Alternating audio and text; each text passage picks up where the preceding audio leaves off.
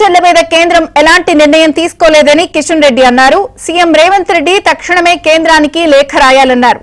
గోదావరి జలాల్లో కేంద్రం తెలంగాణకు అన్యాయం చేయబోదన్నారు కేంద్ర మంత్రి కిషన్ రెడ్డి.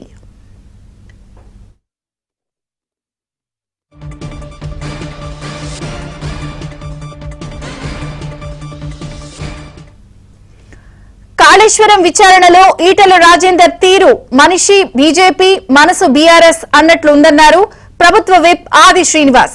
కాళేశ్వరం ఏటీఎం గా మారిందని గతంలో అన్న ఆయన ఇప్పుడు మాట మార్చారని విమర్శించారు.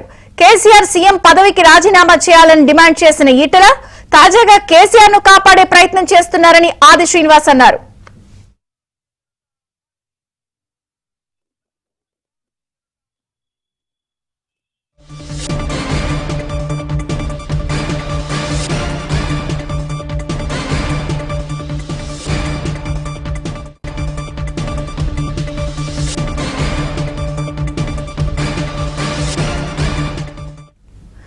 ఇక బనకచెర్ల మీద కేంద్రం ఎలాంటి నిర్ణయం తీసుకోలేదని కిషన్ రెడ్డి అన్నారు. సీఎం రేవంత్ రెడ్డి తక్షణమే కేంద్రానికి లేఖ రాయాలన్నారు. గోదావరి జలాల్లో కేంద్రం తెలంగాణకు అన్యాయం చేయబోదన్నారు కేంద్ర మంత్రి కిషన్ రెడ్డి. మరిన్ని వివరాలు మా ప్రతినిధి రాజేష్ అందిస్తారు. రాజేష్. గుడ్ ఈవినింగ్ విజయచంద్రగా. మొత్తానికి గోదావరి వరద నీటిని రాయలసీమలోని పెన్నా బేసిన్ కు తరలించేటువంటి అంశం పైన ఆంధ్రప్రదేశ్ ప్రభుత్వం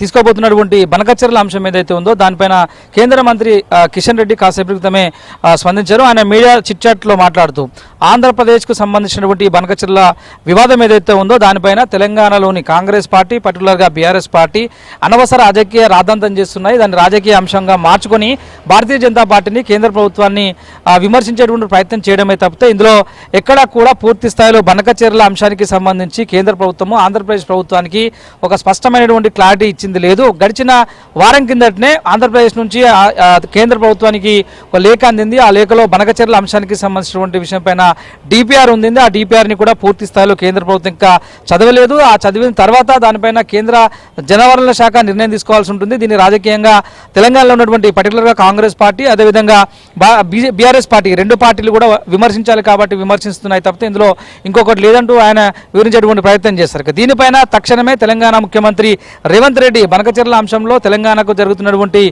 ఇబ్బందుల పైన, నష్టం పైన తక్షణమే కేంద్ర ప్రభుత్వానికి లేఖ రాస్తే తాను మధ్యవర్తిత్వంగా ఉండి కేంద్ర ప్రభుత్వంతో మాట్లాడి బనకచెర్ల అంశంలో తెలంగాణకు కానీ రాబోయే రోజుల్లో గోదావరి నదీ జలాల అంశంలో తెలంగాణకు ఏ విధమైనటువంటి అన్యాయం జరిగిన చుక్క నీరు కూడా తెలంగాణకు నష్టం వాటిల్లేటువంటి ప్రయత్నం కేంద్ర ప్రభుత్వము చేయదు. ఒకవేళ అలాంటిది ఏదైనా ఉంటే తానే స్వయంగా కేంద్ర ప్రభుత్వంతో మాట్లాడి ఒప్పించేటువంటి ప్రయత్నం చేస్తానని చెప్పేసి కూడా ఆయన మీడియా చిట్ చాట్ లో చెప్పేటువంటి ప్రయత్నం చేశారు. గడిచిన 10 ఏళ్ల పాటు బీఆర్ఎస్ పార్టీ అధికారంలో ఉన్నటువంటి సందర్భంలో కృష్ణా గోదావరి నీటి జలాల అంశంలో ఆంధ్రప్రదేశ్ ప్రభుత్వంతో ఏర్పడినటువంటి ఇబ్బందులను మరి అప్పుడెందుకు బీఆర్ఎస్ పార్టీ పరిష్కరించలేకపోయింది. ఇప్పుడు కొత్తగా మరోసారి బనకచెర్ల అంశాన్ని సాకుగా చూపి రాజకీయంగా లబ్ధి పొందేటువంటి ప్రయత్నం చేస్తుంది. ఇదే అంశాన్ని కాంగ్రెస్ పార్టీ మంత్రులు కూడా పదే పదే విమర్శించేందుకు వాడుకుంటున్నారు. ఇటు గతంలో ఇరిగేషన్ శాఖ మంత్రిగా పనిచేసినటువంటి హరీష్ రావు సైతం ఇదే అంశాన్ని ప్రధానంగా అన్ని ప్రెస్ మీట్లలో ప్రస్తావించేటువంటి ప్రయత్నం చేస్తున్నారు. ఆ 10 ఏళ్ల పాటు ఎందుకు ఆంధ్రప్రదేశ్తో ఉన్నటువంటి నీటి వివాదాల అంశాన్ని పరిష్కరించుకోలేకపోయారో సమాధానం చెప్పగలరు అంటూ ఆయన ప్రశ్నించేటువంటి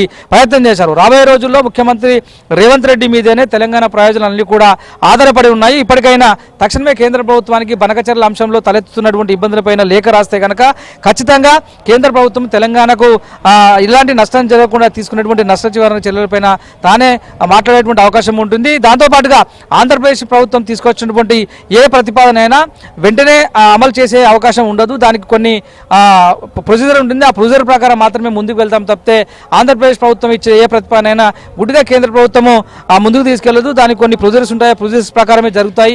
ఇప్పుడు కూడా బనకచెర్ల అంశంలో బయట జరుగుతున్నటువంటి చర్చలో వాస్తవం లేదు. ఆ డిపిఆర్ ఇంకా బయట కూడా రాలేదు. వచ్చిన తర్వాత దాన్ని చదవాల్సి ఉంటుంది. ఆ డిపిఆర్ ని స్టడీ చేయాల్సి ఉంటుంది. ఆ తర్వాత దానిపైన కేంద్ర జలవనరుల శక్తి శాఖ దాని నిర్ణయం చెప్పాల్సి ఉంటుంది తప్పితే ఇందులో ప్రభుత్వాలు కానీ పార్టీలు కానీ ఇలాంటి సంబంధం ఉండదనేటువంటి అంశాన్ని కూడా ఈ సందర్భంగానే చెప్పేటువంటి ప్రయత్నం చేశారు.